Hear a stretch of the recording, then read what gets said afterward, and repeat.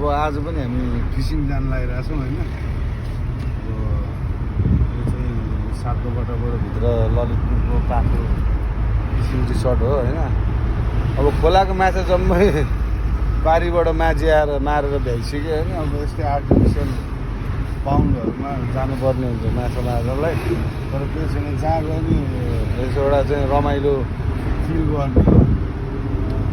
किनभने आजकलको मान्छेलाई चाहिँ अलिकति यो भिडभाड, यो तनाव, यो कम्पिटिसन अनि यो चाहिँ नकारात्मकताबाट चाहिँ टाढा हुन केही चाहिँ ब्रेक लिन जरुरी छ होइन।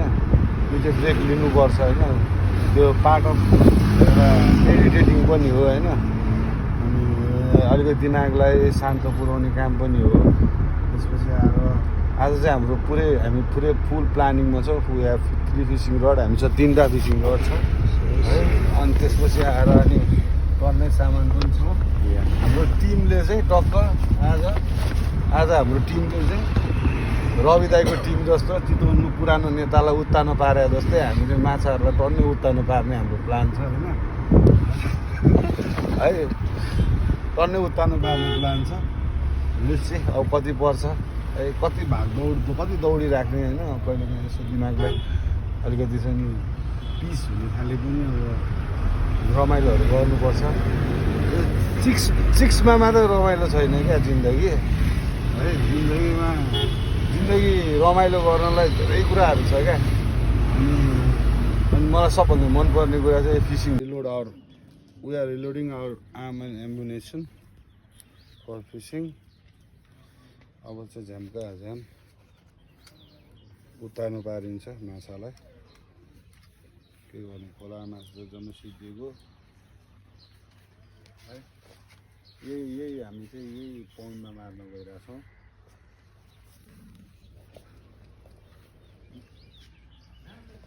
बल्छी चाहिँ हामी यो खेलाउन गइरहेको छौँ है। यो बल्छी हामी दाना चाहिँ तपाईँको त्यो ऊ हाल्नु पर्ला नि, इन्डिकेटर पनि तपाईँले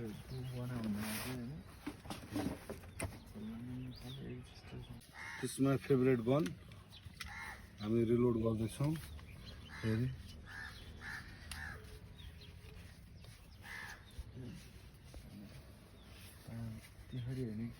खोले तिमीले के गरेको बेर्नु पर्दैन थियो, फेरि खोल्दैछ।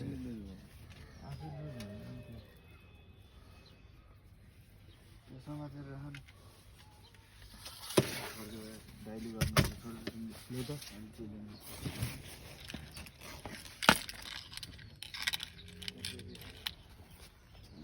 बल्ल बल्ल खोलेको फेरि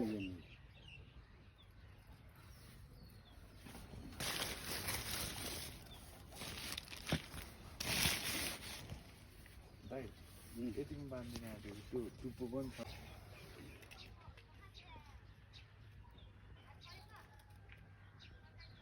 यो पालमा छिर्नु भने चाहिँ लास्ट गाह्रो हो।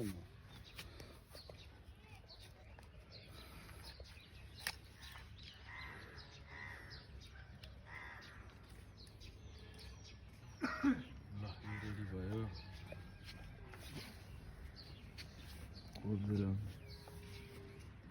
काका अलिकति पानी हालेर तपाईँ दाना मुस्नु त।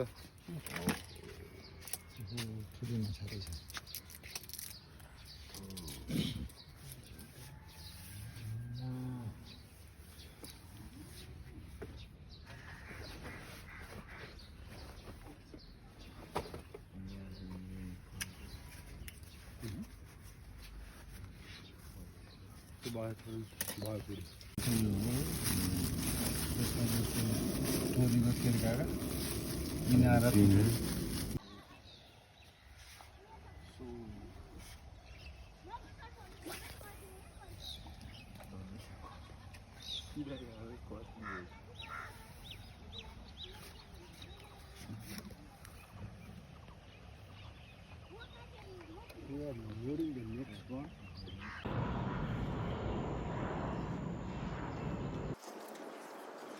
यार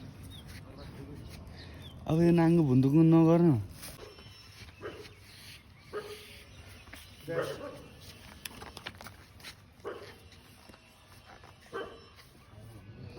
सब हल्दैछ यति बाँकी रहेछ त्यसलाई बेसर तानेर जाने जाने रहेछ